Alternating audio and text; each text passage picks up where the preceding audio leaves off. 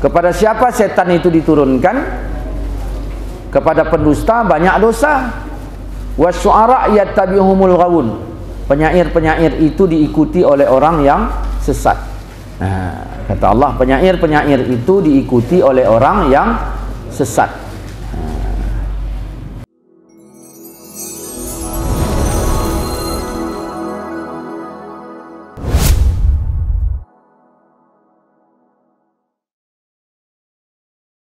Kikah ini hukumnya wajib apa sunat, kan gitu.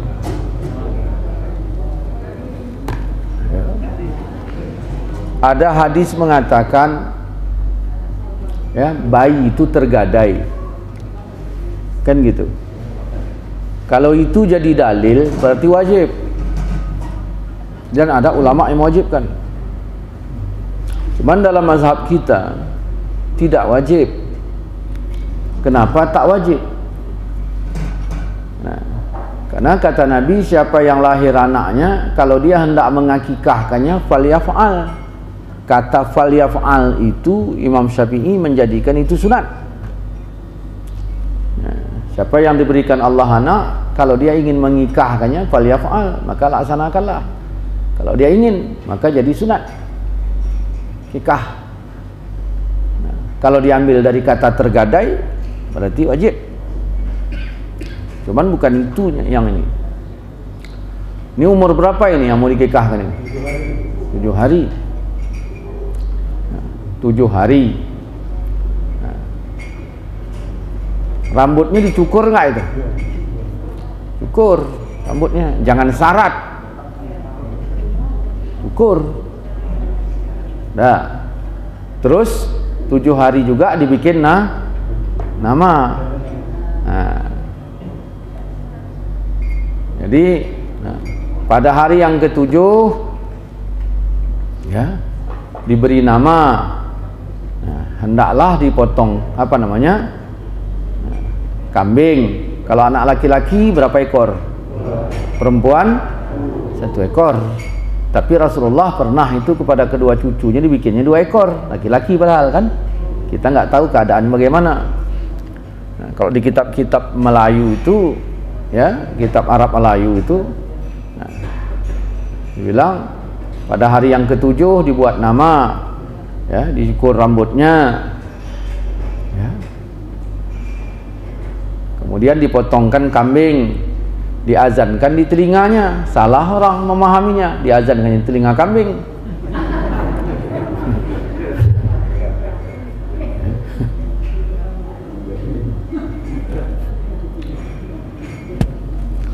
Jadi lahir anak itu disunatkan azan di kuping kanannya, dikomatkan di kuping kirinya. Ya, karena dulu, ya, dulu kita itu waktu masih jadi roh, ya, kita ini udah Islam. Waktu roh dulu, roh-roh orang kafir itu pun, ya, waktu rohnya itu ya udah Islam. Makanya kita disuruh mempertahankan Islam itu. Sebagaimana lahir kalian dulu Islam, fitrah, ya, gitu. Dalam surat Al-Hajj juga ada disebut itu, dalam surat Ar-Rum juga ada. Jadi waktu roh kita ini dulu sebaya. Roh kita, roh anak kita, roh cucu kita, roh yang bakal lahir nanti ke depan sebaya semua. Makanya malaikat heran-heran itu nengok roh ini. Dunia segini kecilnya, roh begitu banyaknya. Ya Allah ya Tuhanku, apa muat dunia ini? Oh muat, kata Allah. Kenapa bisa muat? Karena hidupnya nggak sejaman. Kalau sejaman, ajab ini. Hidupnya nggak sejaman. Nah, kemudian Nabi Adam dulu besar. Terus orang-orang sekarang ini ya kecil-kecil. Begitu.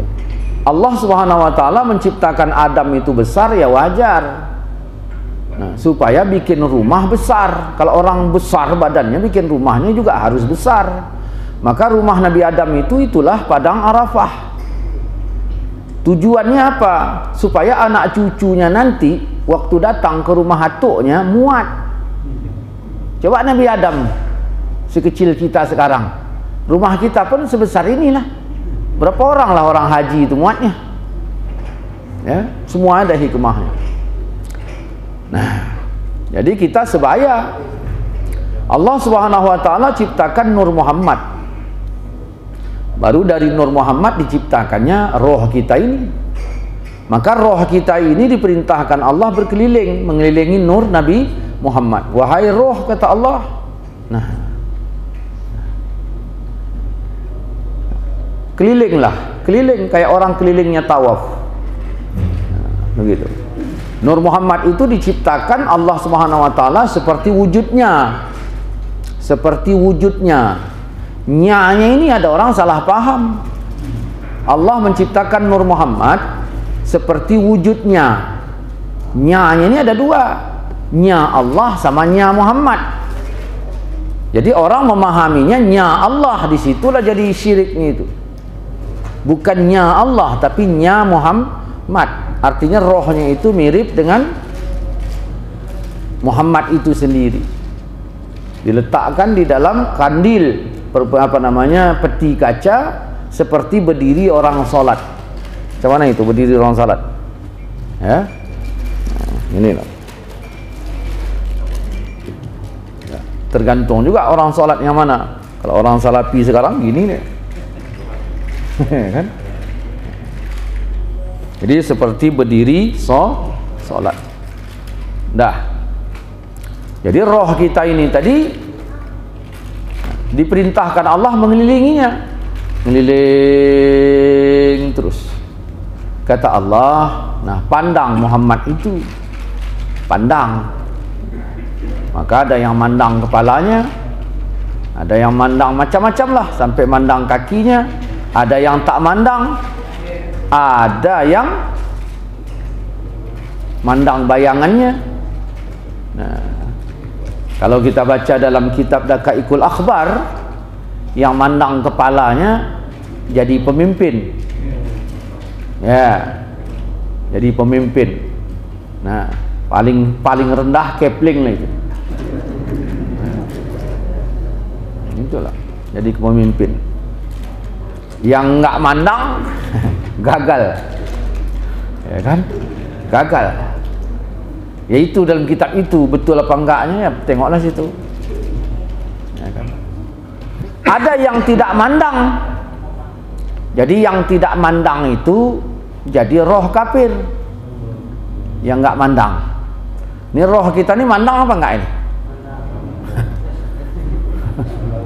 Nah, ada yang memandang bayangannya, maka dijadikan Allah roh penyanyi.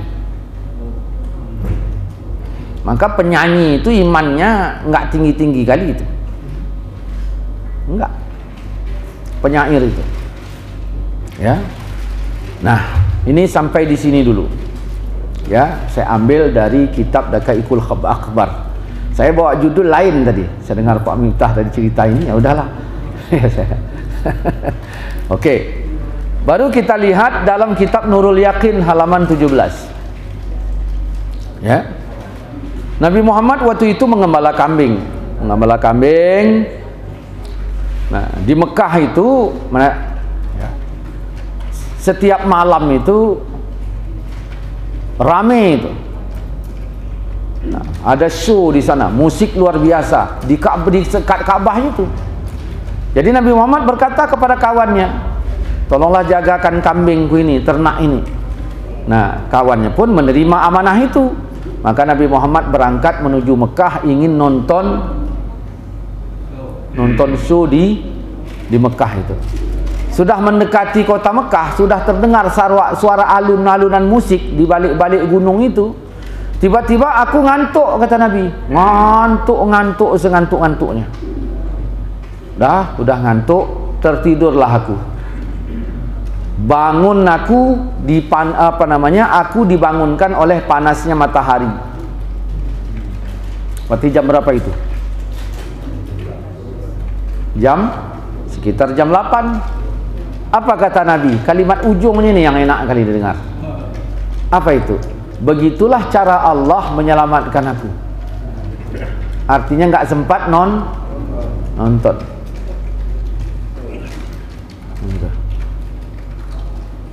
Nah, ini tadi kan saya sebutkan yang mandang bayangannya jadi roh penyanyi. Bagaimana penyanyi? Maka disebut Nabi, begitulah cara Allah menyelamatkan imanku, dalam kitab Nurul Yakin. Nah, jadi artinya kalau ingin iman ini selamat, jangan apa ya? Jangan-jangan aja lah. Kan? Nah, itulah. Udah. Jadi kalau kita lihat lagi dalam kitab dalam Asy-Syu'ara ayat 221. Kepada siapa setan itu diturunkan? Kepada pendusta banyak dosa. Wasy-syu'ara yattabi'uhumul ghawun. Penyair-penyair itu diikuti oleh orang yang sesat. Nah, kata Allah, penyair-penyair itu diikuti oleh orang yang sesat. Dah. Berarti kemudian kita lihat lagi surat Yasin. Wa ma 'allamnahu syi'ra wa ma yanbaghi lah in huwa illa zikrun wa qur'anum mubin. Kami tidak ajarkan syair kepada Nabi Muhammad, bersyair tak layak baginya. Quran itu bukan syairnya, nah, tetapi peringatannya. Maka orang yang mengambil Quran di syairnya biasanya malas ngaji itu. Maka dua fitnah akhir zaman kata Nabi. Pertama, orang-orang qari fasik. Yang kedua, orang taat tapi malas ngaji. Ubadun juhal, dia taat tapi malas ngaji. Yang kedua, qari-qari ini pun fasik. Makanya kalau di sini ada Maulid Nabi, Bapak panggil qari, selesai baca pulangnya itu. Iya, selesai baca pulang itu, dia nggak dengarkan itu, alasannya ada aja lah itu. Nah itu, kecuali Bapak tempeleng dia, itu baru tetap di sini. Ya, cuman Bapak pun nggak berani nempelengnya. Ya, dah. Jadi begitulah tentang masalah ini tadi. Nah, jadi ada roh kafir, ada roh munafik, ada roh yang baik. Nah, ini sampai di sini dulu ceritanya. Kita potong-potong. Ya, maklumlah judulnya mendadak. Kemudian kita lihat lagi, nah Adam. Tapi berhubungan ini. Enggak, banyaknya stok judulnya, tenang. Ya. Adam alaihi salam memakan khuldi. Waktu Adam diturunkan ke bumi, Adam muntah, Hawa muntah. Muntah Adam yang jatuh dia ke daun, jadi daun jelatang.